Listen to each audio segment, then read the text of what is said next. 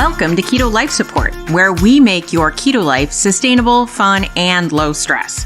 I'm Kim Howerton, and I'll be coming to you weekly with some of my keto besties to bring you the practical, real-world keto advice that you need. Quick disclaimer, I am not a doctor, and even if we do have a doctor in the house from time to time, he or she is not your doctor, and nothing we say on this show should be taken as medical advice. Always check in with a trusted medical professional about your own personal medical concerns. Hello and welcome. This is Keto Life Support, and I am Kim Howerton, your host, and I am here with show number 43, which is all about falling off the wagon, or your train coming off the tracks, or steering off course. You know, whether you're a train, boat, or wagon person, I guess, whichever one applies to you. We use all those phrases. Anyway, I hope you enjoyed today's episodes, and you might have noticed a pattern if you've been listening religiously, which I know you do, is that this month of February, I'm recording a bunch of solo episodes specifically focused on areas that I'm dealing with my coaching clients, because I think there are some important things coming up in this time of continued strangeness in life and things that people are struggling with. And I want to make sure we take the time to go into those. Don't worry. In the future, we'll continue to have guests. But for now, there are a few topics to catch up on. So we'll be continuing that theme for the month of February. And by the way, if you are curious about what coaching options there are with me, you can always check out my website, kimhowerton.com. Click on the shop button, and then you can see what kind of coaching offerings there are. So I hope you enjoy this episode number 43, Falling Off the Wagon.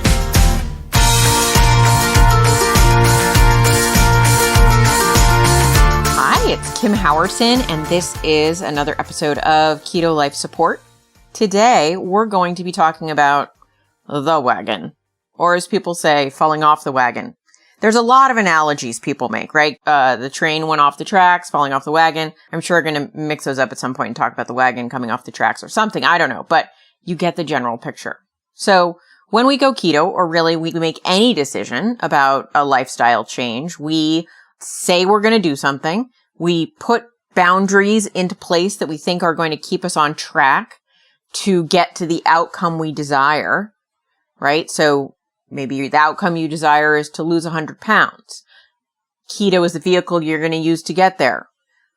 In planning the details of your keto journey, you will be employing various tactics like tracking your macros, cutting your carbs, or you're going to be doing a bunch of things. And so you create boundaries in different areas about what your keto approach should look like. And then at some point, for whatever reason, you're not doing those things. And that could be like death by 1,000 cuts, right? That could be, never like completely falling off said wagon, but it might be just, I stopped really measuring. I stopped really tracking. You just got loosey-goosey around the edges, right? Or for a lot of people, what I see is they just plunge directly off track. They start out the week or the month with the thought that they will do it this time, they will commit, and then they'll do what it takes. And by 11 a.m., they've eaten a jelly donut, which is decidedly un-keto. Then this pattern keeps happening over and over and over again. This pattern is very familiar to me. Now, this pattern is actually not familiar to me since I started keto, but this was my whole life before keto. I would make a decision I was going to lose weight, and then I would go through the drive-thru and get fries with that and a milkshake too, right? So I know this pattern. Now, I was able to break this pattern personally when I went keto, but a lot of people, this pattern follows them. I'm more likely to do the first thing, get a little loosey-goosey. Perfection does not exist. But let's talk about the second option. We'll talk about the first one on another episode, but the second one where, you decide, you commit in your mind, but you don't follow through on the actions. So what I see happening a lot here is we deviated from our goal. We deviated from our plan, and the plan was based on our goal, right? So long-term goal, lose 100 pounds. Short term, there are daily things you're going to have to do to move you in the direction of your long-term goal. It's a lot of steps to get there, but if you start walking in the wrong direction, you're never getting there. So one of the things that I see happening here over and over again is they'll fall off, right? This person will call Petunia. So Petunia on a Sunday night is like, okay, I'm doing it. I'm finally doing it. Starting tomorrow, no more extra carbs, no more junk. I'm tracking my macros. I'm going to eat XYZ way. It's very defined, knows what she's going to do. She's got a plan. And then, at breakfast, she's like, okay, my plan involved not eating in the morning. I'm going to fast until lunch. I'm just going to fast until lunch straight up through because I hear that's really like the strict way to do that. That's the right way to do it. And then she's at her office and she's working and she walks to the copy machine and walks by a giant box of donuts that is on the table for everyone to take. And she thinks, I'm really hungry and I've been good so far. I didn't have breakfast. And you know what? I'm just going to have a quarter. So she grabs the, cutting knife from the kitchen and cuts a quarter of that donut. Takes it with her, goes back to her desk and eats the donut. And then she can't stop thinking about the donuts. And by the time it's lunchtime, she's eaten that remaining 3/4 and maybe 1 or 2 more, right? And this is something, and she beats herself up all afternoon. I'm a terrible person. I shouldn't have done that. I'm weak. I'm, insert all sorts of self-recriminations. And then she doesn't eat the healthy lunch she packed because really what's the point? She's already ruined the day. And then she goes through the drive-thru and then it might be another week before she's willing to pull herself out of the shame coma and address the fact that, okay, I'm going to have to do something different. And then the plan she makes the next time looks just like the plan she made the first time, which is I'm going to fast. Now I'm going to fast until dinner because I have to be stricter with myself. I'm weak and I need to be strong. And this is a plan failure. I would just want to say, this is what so many people do over and over and over again, and it just leads them to a terrible outcome. So the first thing I want to talk about related to this is shame. We have an abundance of shame in our society. And shame is something where you'll always get a personality-based explanation. So I might say to Petunia, why did you eat the donut? Because the donut is not going to support your keto life. And she would say, I know I'm a terrible person and I'm weak. Okay. That doesn't help us. That doesn't help us at all. I'm going to be honest with you. We are all on some level terrible people and we are all on some level weak. Now, I don't mean we're terrible people, but we all have something about ourselves that we don't like and that makes us feel terrible. I mean, there are, in fact, a lot of very, very successful, thin, fit, wealthy people out there who are, by all accounts and measures, nowhere near as good a person as you are. If you're listening to this podcast, I know you're a good person. Just saying. But they managed to achieve their goals in spite of them not being as worthy an individual as you are. The issue is not worthiness. The issue is, do you let shame take you down? Shame is a curiosity killer. And when we deviate from a plan for success, the only thing that is going to save us and mean success in the future is to get curious rather than ashamed. So shame gives us this personality-based explanation. There's nowhere to go from that, right? Why did you do that? Because I'm a POS. I'm not going to say the word, but you know what I mean. Great. What am I going to do with that? That's not helpful. It's not useful. Have you ever had this argument with someone in your life where you're like, why did you not do that? And they're like, because I'm a terrible person. And it's just really defensive, right? You're doing that to yourself as well. You're being defensive. That shame shield is actually somewhat defensive. It's saying, I don't want to think about this. I'm just going to stop this conversation in my own head. I don't want to think about it. So it's an easy out to not fixing the problem.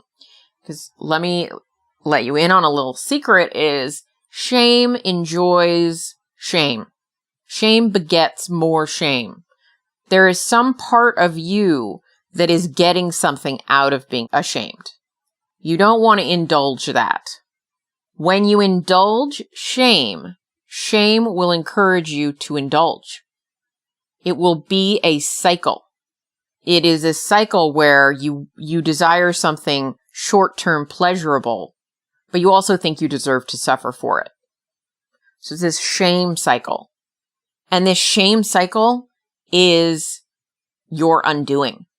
And you cannot afford to indulge in this shame cycle anymore.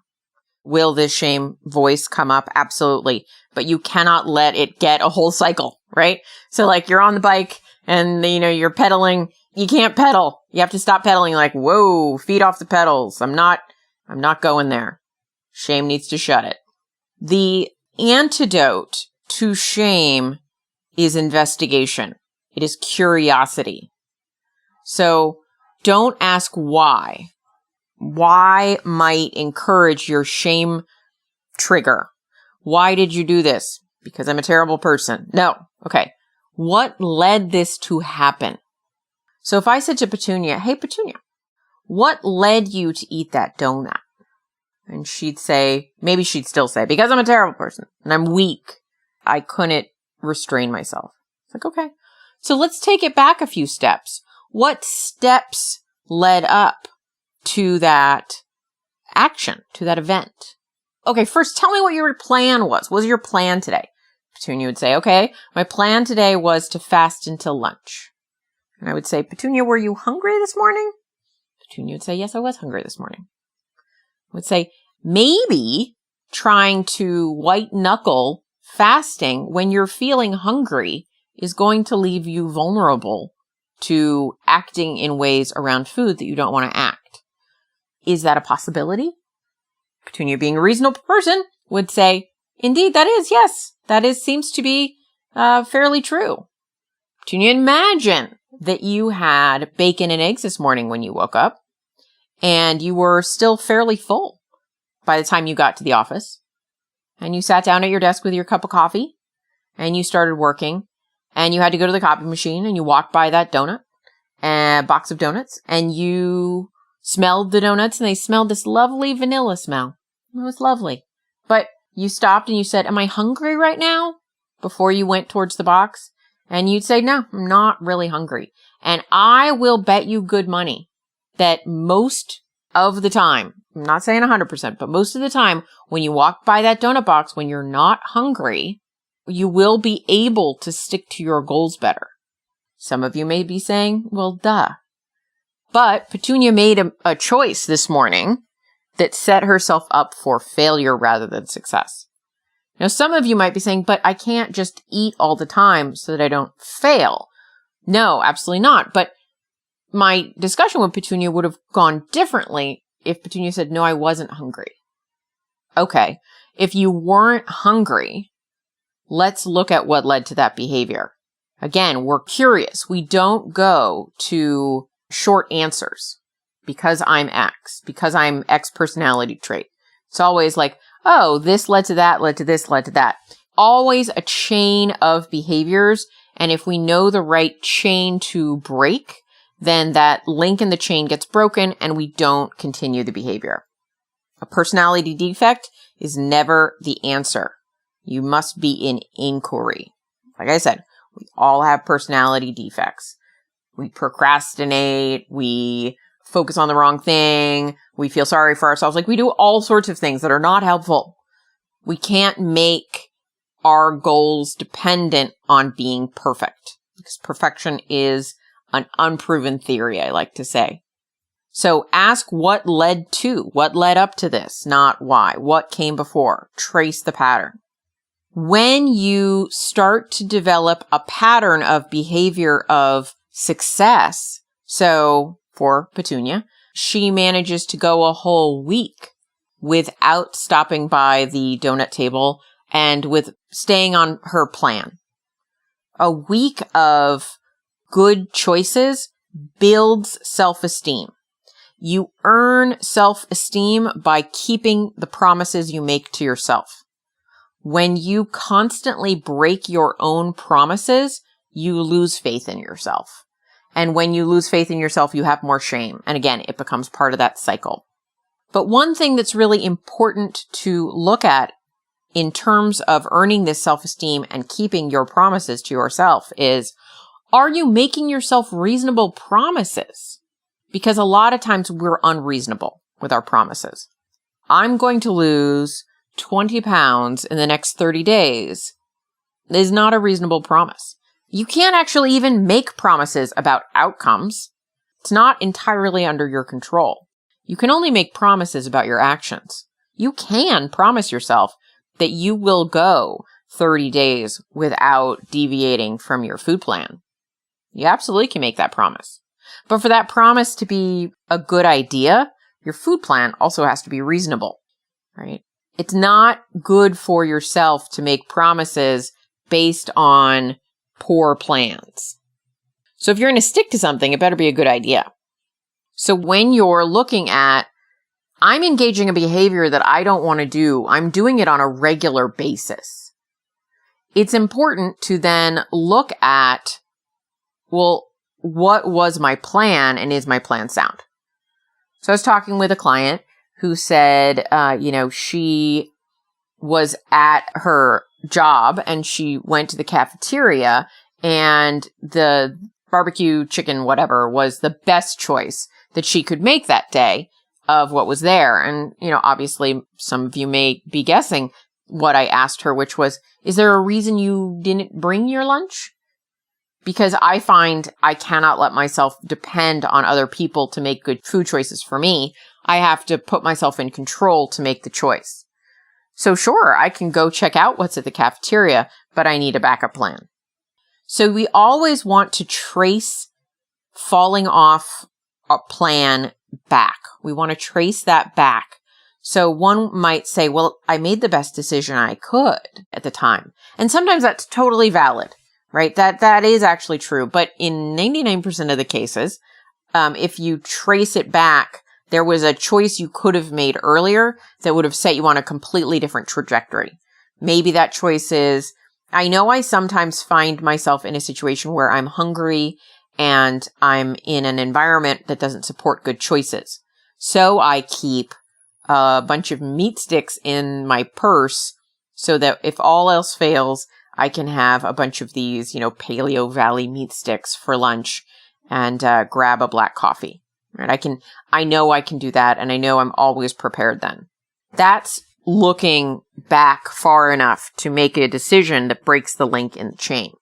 Now then, if you choose to eat the fried chicken instead of the meat sticks, you can say, well, why did that happen? What happened there? But you can always go back and make decisions like packing your lunch every day to save you from yourself. And this is a place where I often really struggle with my messaging. I'm going to be perfectly honest, totally transparent here. So when I first started keto, I would often see people in keto groups saying things like, oh, it's human. Cheating is human. We're all human, trying to make people feel better. And at the time, I remember saying, oh no, don't give that person an out. Don't make it okay. Now, on the flip side, as I said earlier, there's no place for shame here. When I say don't give that person an out, I'm not saying this person should be, tarred and feathered and shamed for it. But one thought that I do think actually sets a lot of us up for failure is that thought that, oh, it's okay, I'll start tomorrow. Oh, it's just one day. Oh, it's just one bite. Oh, it's just one donut. Oh, it's just one cookie. I deserve to live a little, right? That mindset keeps us stuck, keeps us in failure. But at the same time, as I've gone through this keto world, I've learned that we all have different personalities, and that for some people, that heavy degree of strictness makes them want to rebel. Now, for me, I know I would like to rebel. I know I am tricky as heck. I know that if I give myself an inch, I will take 1.5 yards. And so it was important to me when I started keto. I did not deviate from my boundaries of what I would and wouldn't eat for a good 2 years. I did not have a cheat. I did not have a break. I did not have a bite of your thing. I had to be really strict because I felt like I was on the slipperiest of slopes. And one misstep, I didn't know if I had it in me to get back on track. I felt like that first time I went through the drive-thru and instead of ordering a bunless burger and, a diet soda, and instead I said, yes, I will take the fries with that. I felt like the first time I did that would be the first of many times I did that. And I felt like I had to really draw a hard line there. Now, that did shift over time. I do not have the same strong desire to binge that I used to. And I do find I can be a little more flexible with my choices now. But maybe some people started with a personality that I have now when they started. That was confusing. Some people are moderators.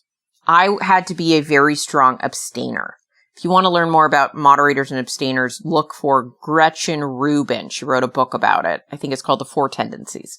And I'll find the link and put it in the show notes.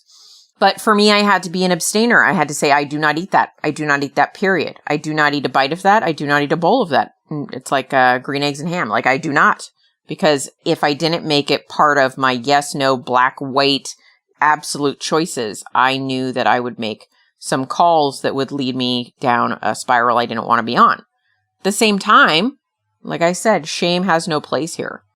The reality is, no, you don't have to go off plan. But what is also true is no one's life was ever ruined by one off-plan meal, unless it was literally poisoned. But that's not about the plan. It's just about the poison. So you have to know yourself well enough to know if you have flexibility or you have no flexibility and work within that.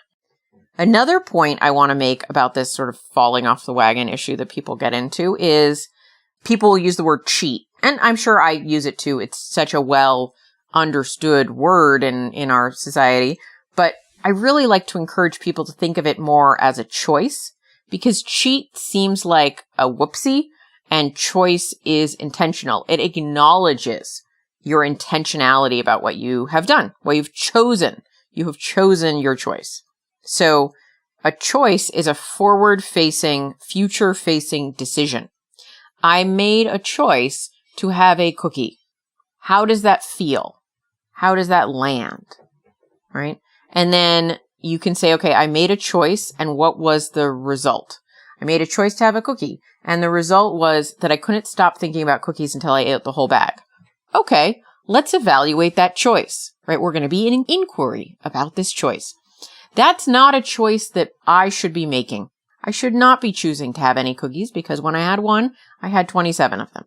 Or you could say, I made a choice to have one, I enjoyed it, and I went about my day, and it was fine. Okay, now you know the choice, and now you know the outcome, and you can decide if that impact is a net positive or a net negative. I was talking about this in my coaching group, which is the other day, it just popped into my head. I wonder if this Thanksgiving I should serve myself some Thanksgiving stuffing, which some of you will call dressing. And some of you won't call at all because you don't celebrate Thanksgiving. But we also have it at Christmas, so you're probably familiar with the concept. It's just like a load of bread. It is a load of bread. It's a savory bread pudding. And I love it. And I've always loved it. And I haven't had any in 5 Thanksgivings at this point, I think, or Christmases. And I was thinking, well, I wonder if that's something that I could afford. That would be okay as a choice. And I thought about it, and I can still think about it, but my answer at that point was, I don't think that's a good choice for me because it's the kind of food that I tend to have left over in my fridge. My boyfriend eats it. We have it in our house. And for the past 5 Thanksgivings, I've not eaten any of it. He ate it until it was gone. But if I had it on Thanksgiving, I would want to have it every night until it was gone. And I'd probably want to make some at that point, but I could probably avoid that. But I would have it over the course of like a week. And I don't want that to be my reality. I don't want to do that. So I know that I can't take that first step because I don't want the follow-up steps to happen. Now, alternatively, there's a donut shop that I drove by the other day that's like one of those fancy donut shops, like a $10 donut. It's not, it's not your normal old-fashioned kind of place. It's very fancy. And I thought, oh, I could stop there and try one of their fancy donuts. And I would not probably, I do not imagine I would be inclined to stop there again. I feel comfortable that I wouldn't. I could be wrong. Life is full of places we're wrong, but I feel much more comfortable with a choice like that where it's not in my house. I don't have leftovers. It's not something I can make. And I feel like that would be a choice that I could make a choice about and decide, is it worth it? Why would I do it? What's the outcome? So I know I'm taking a lot of the spontaneity out of some of your food choices, but that's kind of the point. That all of this, to achieve a long-term goal, all of this needs to become very, very intentional. That we set boundaries, that we can question our boundaries, we evaluate our boundaries, we look at our boundaries still a good idea, but we don't act unconsciously. Not around food. That's important to me. Do I ever act unconsciously around food? Sure. But within sort of a reasonable, what's reasonable? What is reasonable? It's an interesting choice of words, Kim. Within some limits, right? Like, do I ever feed myself one more drizzle of dressing than really I require? Yeah, that sometimes happens. Sometimes I eat a bigger portion than I'm truly hungry for because that thing is tasty. There are always these loose spots where things might not be 100% on point, but, you're using another vehicle analogy, but, if you're steering the ship, you can get a little bit off course and then bring it back into alignment. If you do that quickly, there's really no or very little long-term effect. But if you let yourself stay off of course for a long time before you steer back to your navigated route, you're going to have to make up a lot of ground. And so you want to make sure anytime you deviate that you're coming back to center relatively rapidly and with as small an adjustment as possible. Because, if you only deviate a small amount, it is just a nudge of the rudder again, rather than, a big to-do. So to review, shame is bad. That's a little bit funny, right? Don't feel bad about being ashamed, but shame is bad. But shame is not your friend. Shame is not helpful. We think shame is helpful. We think, oh, if I feel bad about what I did, I'll stop doing what I did. And more often than not, it's not helpful. Now, if you did something that truly hurt someone else, empathy and attention can help there. Looking at your actions, looking at what happened, looking at the outcome, looking at the result, looking at the emotional effect. That all has incredible merit. But deciding that you are just all about your personality defects, that is not useful. Again, I will say, if you indulge shame, shame will encourage you to indulge because you want pleasure, but you think you deserve to suffer for it. Indulge your curiosity, not your shame. And so if you have a plan, make sure your plan is sound. The first reason I see people's plans failed is they're just not good plans. Make sure your plan takes into account who you are. If you know that you cannot deal with life very well if you're hungry, you need to plan around managing your hunger. I mean, pretty much everyone needs to plan around managing your hunger. Willpower is a pipe dream. It's a myth. Willpower is never there for you when you need it. Don't rely on it. If willpower worked for you, it's because life wasn't very stressful or hard, or the thing you were doing wasn't difficult. A tool that only works when you don't need it is not a good tool. When you really need a tool to help keep you on track, your willpower will be gone. So you need a strategy. You need a good plan. You need to know which link in the chain is the weak one and which one needs fixing. We don't give out any medals for having a strict plan that you do not follow. Strict can be awesome. If your desired outcomes are fairly extreme, you have to go to extreme measures. It's absolutely true. However, we're not always in a place where we can deal with truly extreme. You might be in the future, but you might not be now. And so you have to make intelligent calls, right? You might say, I'm going to only eat one meal a day and I'm going to only eat chicken breast. And I'm only going to do this because fat loss is my ultimate goal. And I'm going to work out for like 7 hours a day. And yeah, like, are there bodybuilders that do that and see incredible results? Absolutely. But they have a unique level of determination. You have to take into account what you've done before and what your life looks like and who you are, and make a plan that is challenging but doesn't feel like it's impossible. Make a plan that will support you keeping your promises to yourself, but that are also a challenge at the same time, right? Like, if I could promise to myself to eat a bunch of crappy things and eat every 2 hours, like, I could promise myself all sorts of things that I would find indulgent for my addict, and I could totally keep to that plan, but I wouldn't feel good about it, right? You have to feel inspired by your plan. Does your plan inspire you? Do your goals inspire you? Do your plans and your goals line up? If so, proceed. And if you find you can't stick to your plan, ask yourself curious questions. Ask yourself if your plan served you. Was it the right plan? Do you need to alter your plan so that it is in better alignment with who you are as a person? Like that you're a night owl, or that you love to eat first thing in the morning, or that you work long hours, or that you love to cook, or that you hate Brussels sprouts. If you're like, I'm going to eat Brussels sprouts every day because they're so good for me, and you hate Brussels sprouts, you got to look at that.